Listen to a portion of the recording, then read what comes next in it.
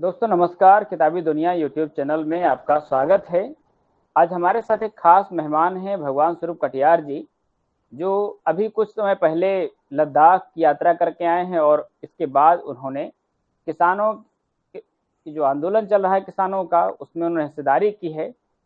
और सेना का जो एक खाका वो अभी उन्होंने लिखा है जन संदेश टाइम्स के कॉलम में कि सेना में कौन लोग हैं, वो कौन से किसान के बेटे हैं।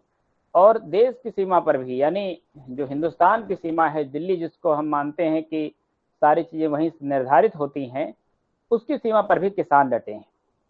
यानी दोनों तरफ किसान हैं, और जो कुछ किसानों को लेकर के हमारी राय बन रही है या हमारे पूरे इतिहास में बनती रही है, उसको हम आज भगवान स्वरूप कटियार जी से समझने का प्रयास करेंगे।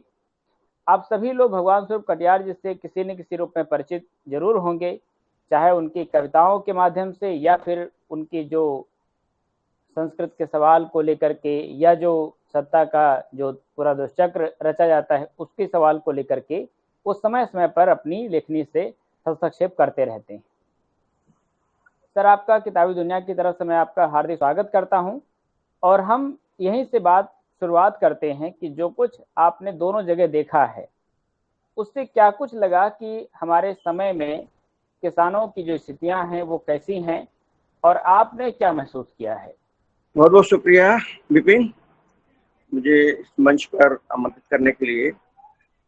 दोस्तों, मैं जब लद्दाख से लौटा तो वैसे बहुत दिन से मेरे दिमाग में, मेरे मन में लालसा थी, और कई अपने साहित्यिक और पत्रकार मित्रों से कहा कि हम एक योजना बनाए वहां जाने की।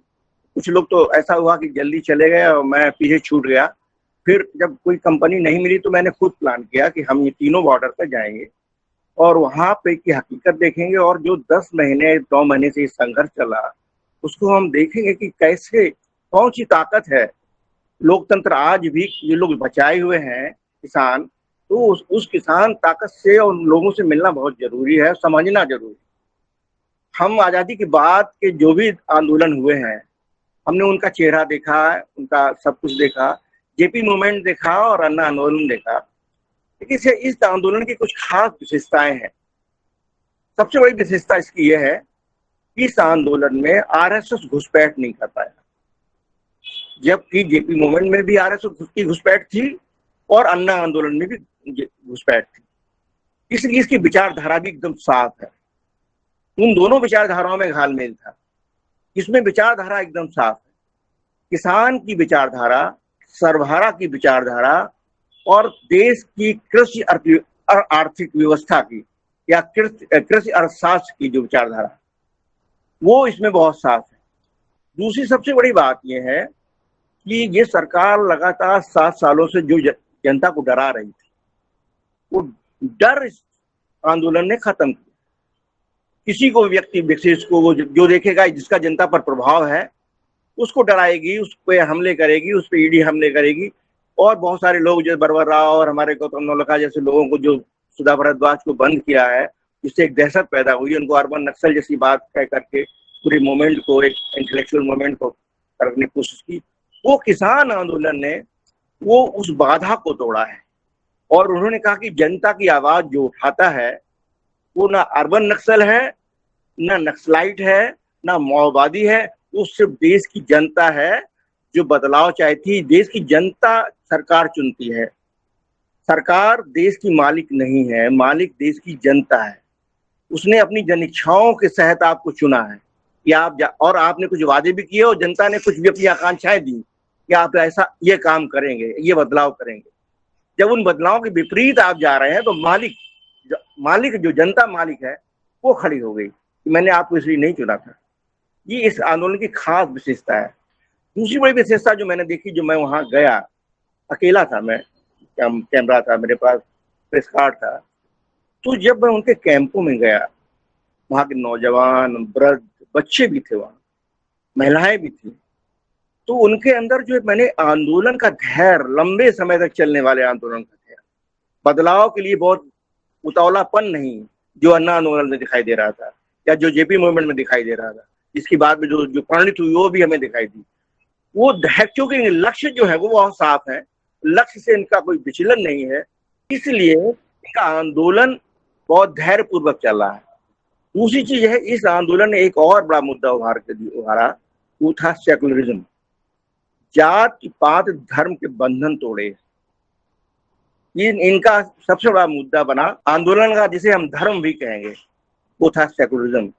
हम सब किसान हैं, हम इस देश के नागरिक हैं, हमारे मुद्दे एक हैं, हम ना हिंदू है ना मुस्लिम है, ना सिख है ना ईसाई है, हम किसान हैं, इस देश के नागरिक। इस आंदोलन की ये विशेषता है। मैं जब उन लोगों से मिला तो सबसे बड़ी विशेषता उनकी ये है, क्योंकि जो सादगी और राजनीतिक और आर्थिक समझ और लोगों, देश की जनता और जो लोग हैं जो उनसे मिलने जाते हैं, उनके प्रति उनका जो अप्रोच है।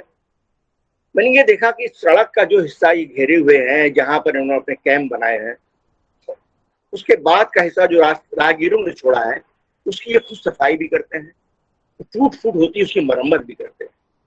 ये आंदोलन का वो सद्भावना है जो ये अपने देश के नागरिकों को किसी भी तरह से, ना तो उन्हें किसी तरह की परेशानी पैदा करना चाहते हैं, बल्कि अगर कोई परेशानी आती है तो उस परेशानी को अपने स्तर से हल भी करते हैं।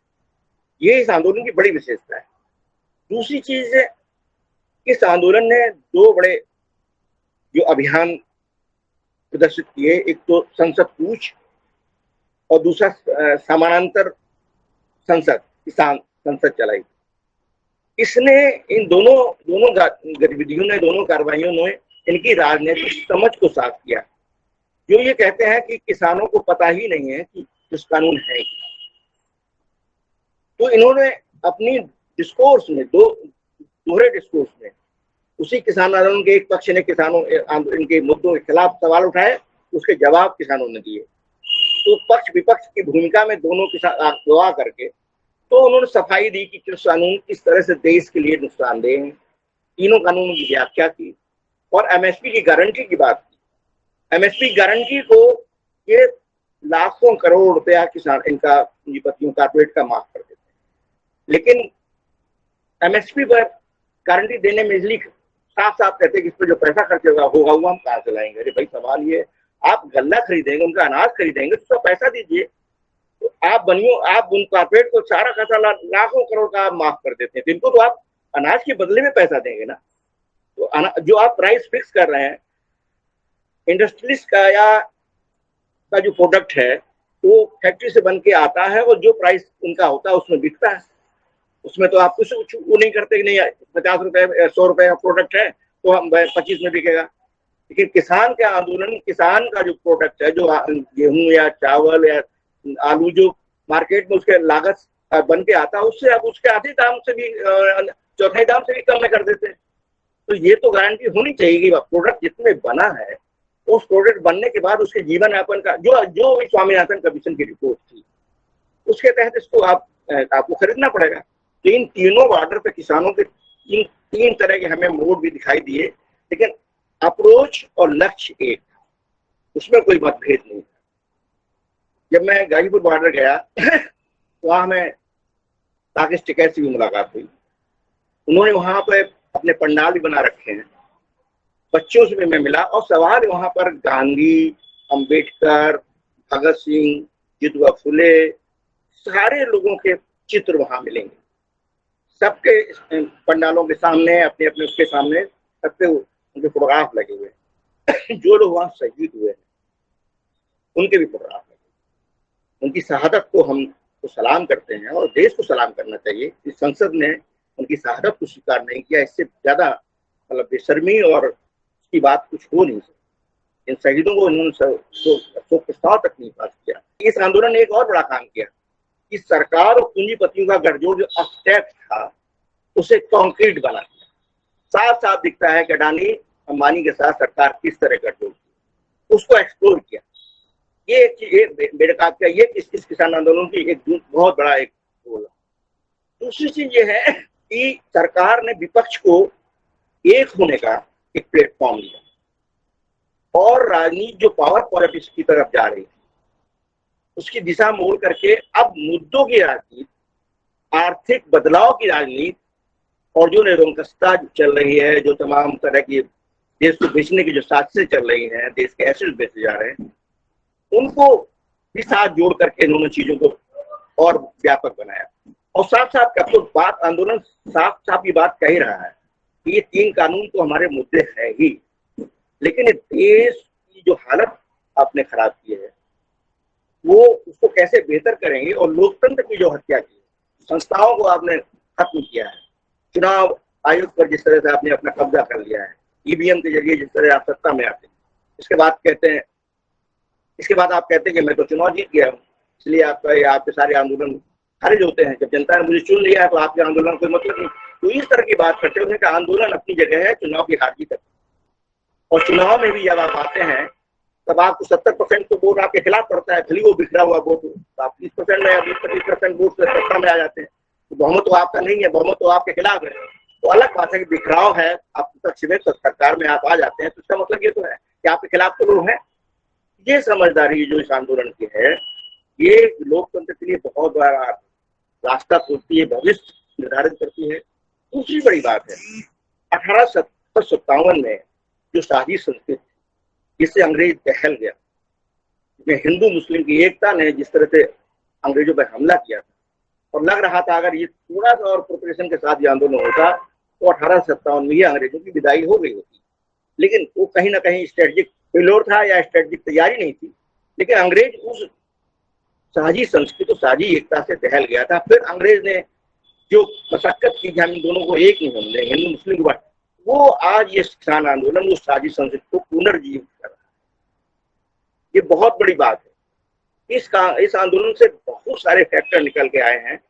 दूसरी चीज जो ये छोटे किसान बड़े किसान की लड़ाई, उस तरह किसानों को बांटने की कोशिश कर रहे हैं, जैसे हमेशा से बांटने की उन्होंने हिंदू मुस्लिम बांटने की कोशिश की, कभी दलित और सवर्ण की बांटने की कोशिश की।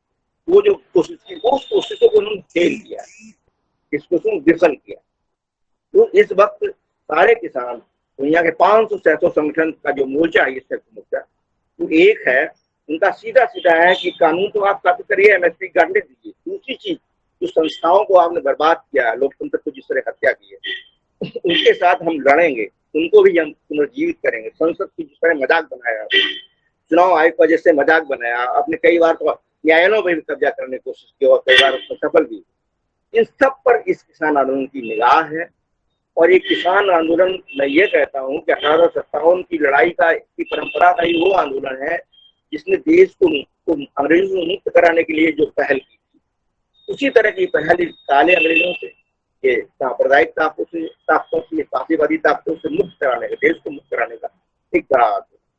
और इनका एक अपना बाकायदे घोषणा पत्र, वही घोषणा पत्र जिसमें ये वैकल्पिक अर्थव्यवस्था, वैकल्पिक लोकतंत्र और जो टूटी हुई सामुदायिक संस्थाओं को पुनर्जीवित कर उन्हें सशक्त बनाने का वो एजेंडा, और नौकरशाही को इस तरह चलाया जाएगा, जनता द्वारा कैसे संचालित होगी, वो जनता पर शासन नहीं करेगी।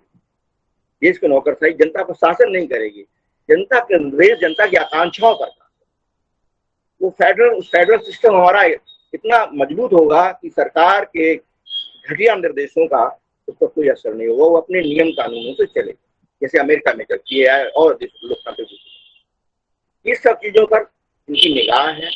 और मैंने ये देखा कि तीनों बॉर्डर्स पर किसानों के पास पढ़ने की किताबें हैं, अखबार है, तो उनकी चेतना, अपनी चेतना को सशक्त कर रखने के लिए और प्रबल बनाने के लिए लगातार उनके चिंतन भी चलते हैं। और आंदोलन बाकायदे चेतना का और चिंतन का भी आंदोलन है।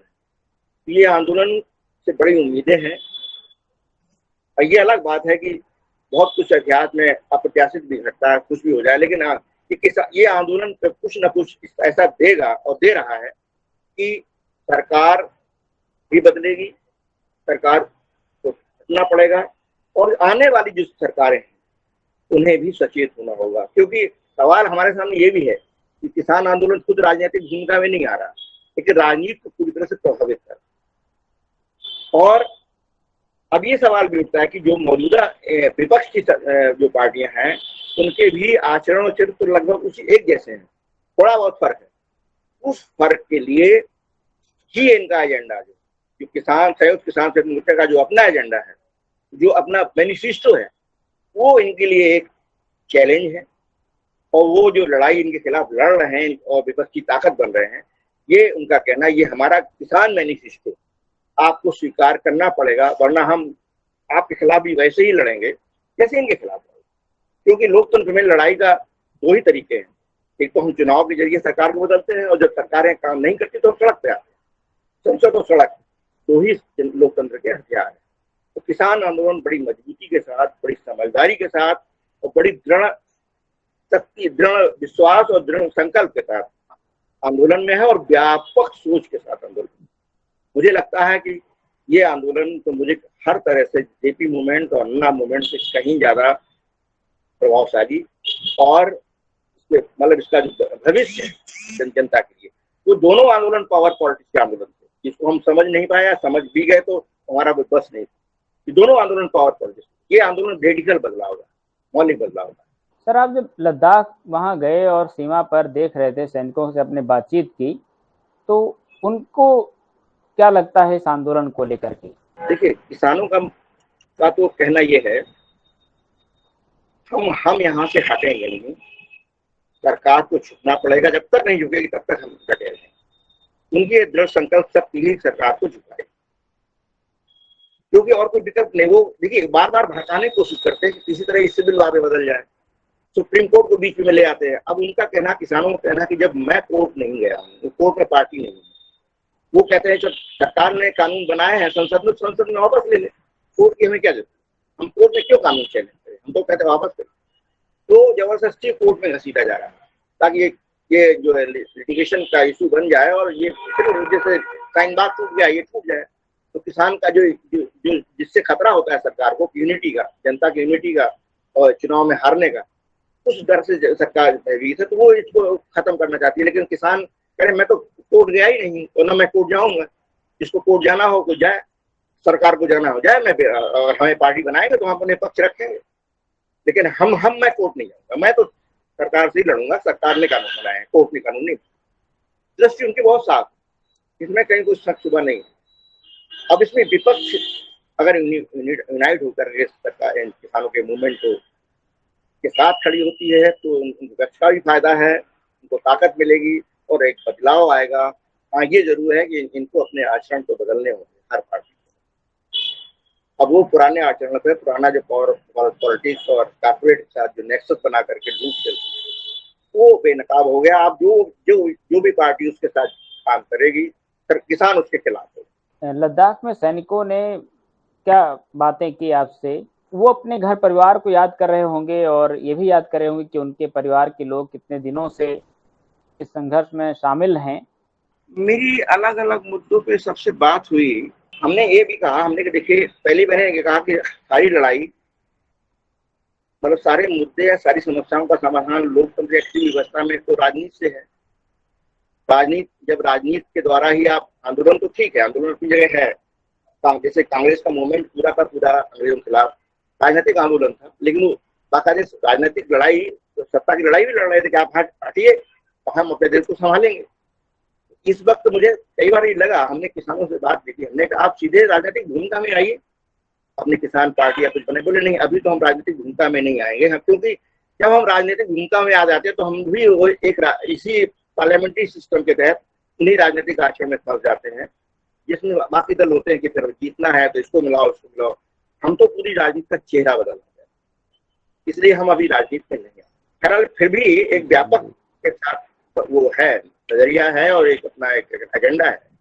अब देखिए कैसे क्या होता है, ये अलग चीज है, चीजें जटिल तो है ही है कि देश का जो धरे प्रदेश आ गया है, वहां तो सत्ता और लूट ही दिखाई देती है।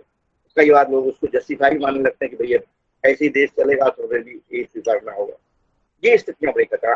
किसानों ने इस स्थिति को तोड़ा है कि नहीं, यही हम नहीं स्वीकारेंगे, लड़ेंगे, जितना लड़ना होगा लड़ेंगे, लेकिन यथास्थिति को नहीं स्वीकारेंगे। यथास्थिति, राजनीतिक यथास्थिति को तोड़ने का बहुत बड़ा काम किया है संभव। और आगे की भी इनके दिमाग में तमाम सारी चिंताएं, चिंतन चल रहे हैं, क्योंकि इसमें जो जो लीडर्स हैं इनके, ये वेल रेड हैं, वेल स्टडीड हैं और बहुत मजे हुए पॉलिटिशियन भी है। ऐसा नहीं है कि पॉलिटिशियन नहीं, लेकिन वो पॉलिटिक्स को हल्की पॉलिटिक्स के रूप में से बचना है।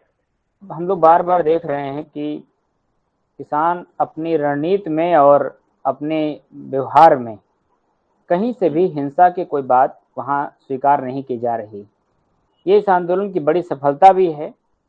और कुछ घटनाएं हुई जहां पर उनको बदनाम करने का प्रयास किया गया, लेकिन इसके बावजूद जो राय है किसानों को लेकर के आम समाज में, वो भी ये जरूर मानती है, कितने सारे उनके दिमाग में बातें भरी जाने के बावजूद कि किसान अहिंसक रास्ता अपना रहे हैं।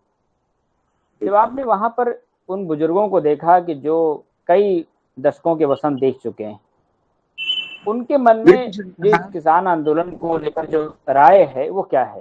बिल्कुल सही कह रहे हैं आप कि इस आंदोलन को हर तरह से डैमेज करने की पूरी कोशिश की गई। समानांतर किसान आंदोलन इन्होंने खुद खड़े किए, किसान पंचायतें, सत्ता की तरफ से किसान पंचायतें भी की गई और इस पर तमाम तरह, पहले तो घुसपैठ करने की कोशिश की गई, इन्होंने घुसपैठ रोका। जब घुसपैठ नहीं कर पाए तो इन्होंने अपनी समानांतर किसान संगठन और किसान आंदोलन खड़े किए। फेक फेक थे, जैसे फेक न्यूज होती है ऐसे इन्होंने फेक मूवमेंट खड़े किए। और दूसरी चीज, इनको पाकिस्तानी खालिस्तानी तरह तरह के उससे इनको वो किया। लेकिन इस आंदोलन की यही विशेषता है कि इन्होंने सारी तोहमतों को, सारे जो बदनुमा आरोप थे, इनको जनता ने खुद ही खारिज किया। उसकी वजह इनका व्यवहार और इनके उद्देश्य, लक्ष्य। अगर इनके लक्ष्य त्वरित चीजों को हासिल करने के होते, जैसे अन्ना में थे, उनके साथ जुड़े लोगों के, तो शायद ये उन सारे आरोपों के उसमें फंस जाए। इनके वो त्वरित लक्ष्य हासिल करने का मकसद नहीं है। इनका मकसद है, जैसे आजादी के आंदोलन में भी अगर कोई कंप्रोमाइज बीच में करने की बात होती तो आंदोलन टूट जाता है। ये यहाँ मुद्दा यही था कि आपको अंग्रेजों को बाहर जाना है, फिर हम अपनी व्यवस्था चलाएंगे। वो कुछ कंसेशन देना चाहते थे, लेकिन ये कंसेशन नहीं चाहते। यही किसान भी कंसेशन नहीं चाहता। 3 कानून तो वापस लीजिए और गारंटी, वो एमएसपी गारंटी दीजिए, इसके साथ ये मूवमेंट फिर भी बंद नहीं होने वाला। ये और अपने किसान अर्थव्यवस्था को कैसे हम कॉर्पोरेट इकोनॉमी के विकल्प एग्रीकल्चर इकोनॉमी, भाई आजादी के बाद 60% कंट्रीब्यूशन था हमारा इंडियन भारतीय इकोनॉमी में। और जब हम आजाद हुए थे तब हमारे पास एक पैसे का कर्ज नहीं, और रुपया और डॉलर बराबर था। जब अंग्रेज 200 साल तक हमको लूट के गए, आज 70 साल बाद डेमोक्रेसी के विकास का सारा आपके हाथ में, तब हमारे ऊपर इतना कर्ज है कि हम अगर अपने देश की पूरी अर्थव्यवस्था साल का जो बजट होता है, 3 गुना बजट भी पे करें तो हम कर्ज नहीं चुका पाएंगे। सिर्फ ब्याज कर्ज से हम इतना दबे हुए, और डॉलर की और रुपए की दृष्टि हम देख ही रहे। तो विकास को इन्होंने जिस तरह विनाश में बदला है, और जो एसिड खड़े किए गए थे, नेहरू ने जो विकास का मिक्स इकोनॉमी का स्ट्रक्चर खड़ा किया था, बाबा नांगल लेकर IIT IIM के जो सपने थे जिससे हम विकास करेंगे, उसको जिस तरह ध्वस्त कर रहे हैं, रोज ध्वस्त कर रहे हैं। बैंकों को जिस तरह नेशनलाइजेशन से आम आदमी का फायदा हुआ था, बैंकों को फिर खत्म कर रहे हैं। ये बहुत एक खतरनाक, इसको किसान पूरी तरह से समझ रहा है और उसको परसीव कर, और उसके खात्मे की तैयारी में वो छोटी लड़ाई खाली हो। 3 कृषि कानून तो एक ढाल है हमारी, बदलाव उनका पूरे देश के रेडिकल बदलाव। ये समझदारी उनकी इस मूवमेंट की है, इसको सरकार भी जानती है। तो जब भी ये इतर 3 कानूनों की बात करते हैं तो कहते हैं भाई आप तो बाहर चले, आपका तो कहते बाहर क्या मतलब, हम जब देश के नागरिक हैं, किसान हैं, तो किसान की नागरिक की हर समस्या पर हम बात करेंगे जो इस देश की समस्या है। अगर आप रेप करेंगे तो रेप आप नहीं बोलेंगे, आप किसी बलात्कार हो जाएगा, किसी की लूटपाट हो जाएगी, हम उस पर नहीं बोलेंगे, क्योंकि देश के नागरिक। और सवाल ये है कि इस सीमा पर आदमी का, इस आंदोलन की और विशेषता बताते हैं, इसमें रिटायर फौजी बहुत, किसान तो किसान की भूमिका में।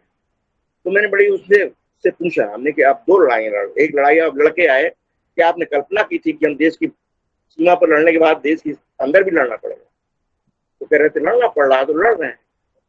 एक और बड़ी विशेषता है, उनके यहाँ जब हम गए तो हर जगह कैंप में गुड़ और पानी, इसके बाद चाय। और गुड़ क्वांटिटी में कई बार इतना आ जाता था कि नहीं खपता था, कि खा ही नहीं पाते थे, या खाने की आदत नहीं गुड़ खाने की, इतना जौन थी। तो हमने कहा भाई इतना तो नहीं खा पाएंगे। तो किसान कहते हैं जब खाने वाले नहीं होंगे तुम पैदा किसके लिए करेंगे, तो भाई खाओ ना। ये अपनापन उनका पॉइंट है। उनके सम्मान में मैंने कहा, हमने कहा देखो मैं भगवान को तो मैंने देखा नहीं है, मंदिरों में जाता हूँ तो ना बोलता है ना बात, मैं आपको भगवान के रूप में देख रहा हूँ। तो वो भी थोड़ा इमोशनलाइज हुए और मैं तो इमोशनल था ही। उन्होंने कहा देखो भाई, अगर हम भगवान हैं तो आप तो भक्त, आप हमसे बड़े हुए।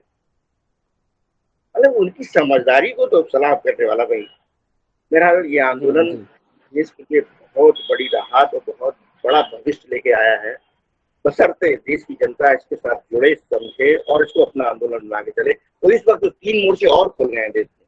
एक तो बेरोजगार युवाओं का, और सरकार ने जो कर्मचारियों के साथ जो बदसलूकी की है, सरकारी कर्मचारियों का और महिलाओं का, तीनों मोर्चे किसान मोर्चे के साथ जुड़ करके एक बड़ा आंदोलन, स्वतः बड़ा आंदोलन बनाते हैं। और सुप्रीम कोर्ट के वकील, बहुत सारे वकील, हर पेशे का आदमी इस आंदोलन से जुड़ा था।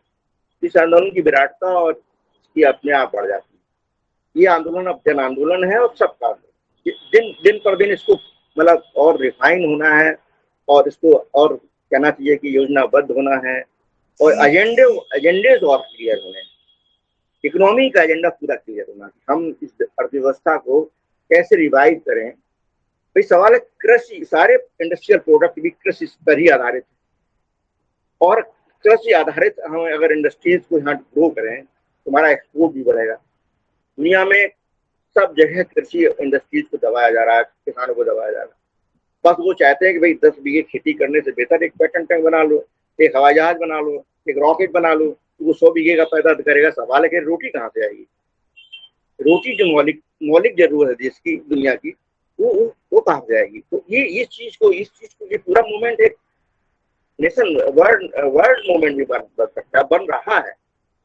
क्योंकि बगैर रोटी के तो, रोटी तो बेसिक जरूरत है, रोटी को खत्म किया जा रहा है। और ये जो जमीनें हथियाने की बात है, इसमें भी ये लोग इंडस्ट्रियल प्रोडक्ट ऐसे बनाएंगे कि जिसकी किसान को हमारी मूलभूत जरूरतें नहीं पूरी करेगा, इनकी इंडस्ट्री जरूरतें पूरेगा। तो वही आटा जो हम गेहूँ बेचते हुए हमें 100 रुपए किलो गेहूँ के 1 किलो खरीदना पड़ेगा, तब क्या किलो कैसे आदमी खाता है। और यही इनका लक्ष्य है, गरीब मर जाए। तो गरीब तो मर जाएगा, खेत भी नहीं रहेगा और फिर महंगाई बढ़ेगी। 100 रुपए किलो तो गेहूँ खरीदने की कल्पना आप करिए, तो और फिर बेरोजगारी हो, और फिर 100 रुपए किलो गेहूँ आपका बिके तो कौन खाता है, कैसे होगा। तो गरीब मरेगा। तो ये तो चाह भी रहे हैं कि जो वोटर हमारा नहीं है, जो गरीब तबका है, जिसमें थोड़ी चेतना भी है, जो लड़ाई भी लड़ सकता है, जो जान पे हथेली पे लेके जानता हमारा कुछ, जब हमें अपने वजूद के लिए लड़ना है तो मरना है, तो मर के लड़के मरेंगे। जब उस पे है तो वो उस क्लास को ही खत्म करना चाहिए। एक सर और सवाल आपसे हम जानना चाहते हैं कि अभी पिछले दिनों में जिस तरह लखीमपुर खीरी में एक घटना हुई है, और ये घटना कोई पहली घटना नहीं है, क्योंकि सत्ता का जो अहंकार है वो हमको कई बार देखने को मिला है, और वो अलग अलग मौकों पर इस तरह का अपना बर्ताव, उनके जो बयान आते हैं उसमें भी देखने को मिलता है।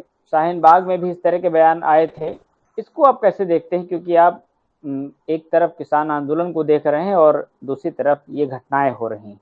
देखिए, सरकार ये जानती है कि विपक्ष को तो वो दबा लेगी अपने तमाम तरह के हथियारों से, ईडी से, इनकम टैक्स छापे से, या उनका जो व्यवहार कमोबेश उन्हीं की तरह है पावर पॉलिटिक्स का। तो थोड़ा बहुत उनको अपनी तरह से डील भी करके अपने तरह समझौते कर लेगी, कुछ को लालच देके कर लेगी। हर आदमी सत्ता में आना चाहता है, इसलिए उन्हें डर राजनीतिक दलों से नहीं है, डर ऐसे आंदोलनों से है।